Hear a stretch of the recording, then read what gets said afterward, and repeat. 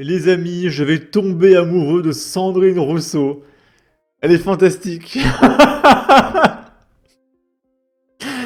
Je vois que c'est vraiment la personne la plus stupide de ce pays. Après, il y a Antoine Léaumont à côté quand même, hein, ça se joue. Mais imaginez si Antoine Léaumont et Sandrine Rousseau font un bébé tous les deux. Mais ce serait le bébé ultime de gauche au quotient intellectuel de -1. On pourrait créer l'intelligence négative, ce serait incroyable. Et donc là, Sandrine, elle se plaint parce que les footballeurs, ils sont à la retraite vers 40 ans. Et comment on fait après pour réinsérer les footballeurs en société? Parce qu'ils font du football depuis 20 ans. Donc ils n'ont pas de compétences, ils n'ont pas de CV ou quoi. Et du coup, il faut des aides sociales pour aider les footballeurs à se réinsérer en société. Et elle nous dit, par exemple, que fera Mbappé quand il aura 50 ans? Hein, il faut des aides sociales pour Mbappé, parce que le pauvre, il aura des difficultés à s'insérer en société, d'accord? Il a pas assez d'argent qu'il n'a Mbappé. Plus d'argent, s'il vous plaît. Alors, Sandrine, Kylian, quand il aura 50 ans, il va partir aux Maldives. Et il va mourir de vieillesse aux Maldives. Tout simplement. Et puis, il emmènera sa femme avec un paquebot à 1 million d'euros, etc. Il va très bien vivre, Kylian Mbappé. T'inquiète pas. La carrière des sportifs, puisque tel est l'amendement dont nous discutons aujourd'hui, eh bien je m'interroge, moi, que va faire Mbappé après 50 ans? Et que va-t-il faire? Je ne sais pas si Emmanuel Macron, au moment Elle est fantastique. où il Je veux un poster de Sandrine Rousseau. Je suis fan. faisait des papouilles à Mbappé, lui a parlé de sa carrière et de sa carrière quand il serait senior. Et en l'occurrence, oui, la Et il y a même du coup, je suppose, la présidente de la commission qui se fout de sa gueule, elle éclate de rire, alors qu'elle est de gauche. Hein. Mais là, c'est trop. C'est trop. C'est quoi, il faut une formation à Mbappé pour qu'il apprenne à être comptable? Si Mbappé il va pas aux Maldives avec son yacht, il sera entraîneur. C'est tout, hein. carrière des sportifs et le vieillissement des sportifs est un sujet au-delà de la plaisanterie, il est un réel sujet. Comment on réinsère les personnes qui par ailleurs ont des corps qui parfois sont abîmés et blessés par une pratique sportive intensive? Que fait-on de ces sportifs seniors? Eh ben c'est un sujet et donc il faut les intégrer au contraire dans la... Alors moi je veux bien qu'elle parle par exemple des boxeurs qui se font exploser et après ils peuvent plus s'insérer en société. Mais son exemple, c'est Kylian Mbappé quoi. Encore elle m'aurait parlé de Baki et des mecs là, je suis pas expert en boxe. Je dis pas. Mais Mbappé, c'est quoi, elle va parler de Zidane après? Comment on fait pour insérer Zidane en société? Et Thierry Henry, comment on fait? Hein, les pauvres, ils ont pas d'argent. C'est compliqué. Et là, il y a un mec qui dit, oui, elle a pas tort, je connais des rugbymen qui ont des problèmes, etc. Oui. Mais là, elle nous parle de Kylian Mbappé, quoi.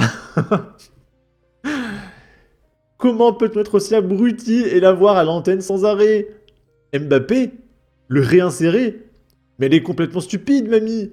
Le mec a de quoi vivre une centaine de vies. Si ce n'est évidemment bien plus, qu'est-ce qu'il va s'emmerder, lol? Il ne restera même pas en France, j'en ferai le pari, lol. Elle devrait prendre ses cachetons. Ah là là. Là, c'est un gauchiste. Alors, on est sur Radio Nova. Ce mec est une ordure. Je sais plus comment il s'appelle. Et le mec, il fait une blague. Il fait des blagues sur les pipouphiles, des blagues sur les pointages. Vraiment, ce mec, une raclure de fond de shot. Et là, il y a une nouvelle règle. C'est que quand on est de gauche, on a le droit de faire l'accent chinois. Et c'est super rigolo. Maintenant, imaginez une seconde que Jordan Bardella ou Marine Le Pen fassent les mêmes choses. On va l'écouter. Imaginez tous les gens de droite qui nous écoutent pas. Toute la masse qu'on pourrait attraper là. C'est les héritiers, les chirurgiens, les avocats d'affaires, les patrons des restaurants marseillais avec leur polo saumon là. C'est à Bandour, à Bandour.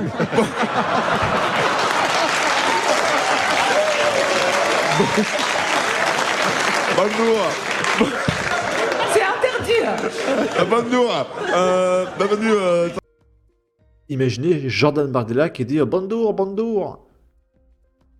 Et je peux vous dire qu'il est destitué, plus inéligibilité à vie, dans les 15 minutes. On peut vraiment parler de rien quand on est à droite. C'est oppressant, hein, vraiment.